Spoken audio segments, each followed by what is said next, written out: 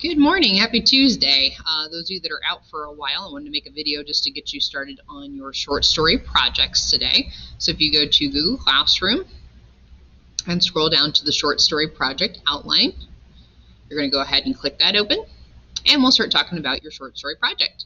So for your short story project, you'll be picking a character that was more of a minor character, a flat character, if you will, from your short stories, and taking that character and giving them their own origin story.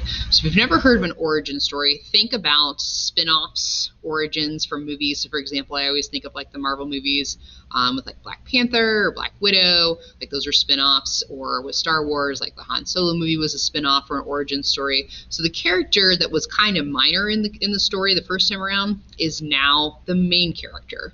And so that's what I'm going to have you pick for this particular story. Now, there's lots of people you can choose from for this particular project. We did some brainstorming on the board today. So we picked like William from the story with All Summer in a Day. We picked Mr. Maloney from Land of the Slaughter, the detectives from that story, the teachers from Summer in a Day, the commoner, the king from Lady and the Tiger. I've actually had some people even do it from the tiger's perspective in that story, so that would be one too.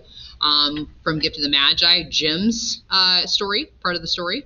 Madame Sofrene, who took Della's hair, or even the person who sold Jim the combs. You have lots of options. I didn't probably even name all of them there, so you have lots of different things to choose from. You can even pick static characters that you would, so remember, static character again is a character like they just kind of exist, or like Margot's parents in All Summer in a Day. We never really hear about them. Never have any, dialogue from them or anything like that, but they existed, so, you could tell an origin story from their perspective. So it's totally up to you what you'd like to pick for the project. I think there's lots of different options from here. And so today you're picking that character, okay? If you get onto your short story project, again, you'll want to manipulate using Kami, especially those of you that are going to be at home for a while yet. Go ahead and open with Kami. And once you open with Kami, obviously then you can manipulate the worksheets and stuff here. So again, you're selecting a short story to analyze, so you're picking a character from that and tell their story, and then we'll retell the story from that character's perspective. Today we're starting on these two sheets right here. So this one analyzing the old character's perspective, and this one analyzing the new character's perspective. So you'll pick the old main character from the story that you would like to tell from. So for example, I'll just say that I am picking Gift of the Magi, and I'm picking Jim's perspective, okay? So first I want to analyze Della's perspective, the old character's perspective, right? So how did the author make you feel about the character after you read the story? So like Della, I felt like, was a very giving, generous person, maybe a little bit foolish because she blew all her money and stuff, but like for the most part, she was a generous, loving person, and obviously just wanted to make Jim happy. Two, what did the author do to portray the character in the light? Again, I think the author painted a really big picture of her wanting to be so generous, the fact that she contemplated selling her hair and then chopped it all up just for the sake of Jim loving his gift. So that would be something I could jot down for number two. And number three, will you keep the character the same, or will you change the character? So obviously you can still keep other characters in your story from the original story. So do you want to change Della into a little bit of a negative character instead? Do you want to keep her the same and make her that very generous person and just kind of tell a little bit more, obviously, of Jim's perspective?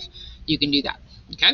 So if you come down here to analyzing the new character's perspective, then you'll go ahead and start filling things in for your new character. Again, I'm using the example of Jim from Gift of the Magi, okay?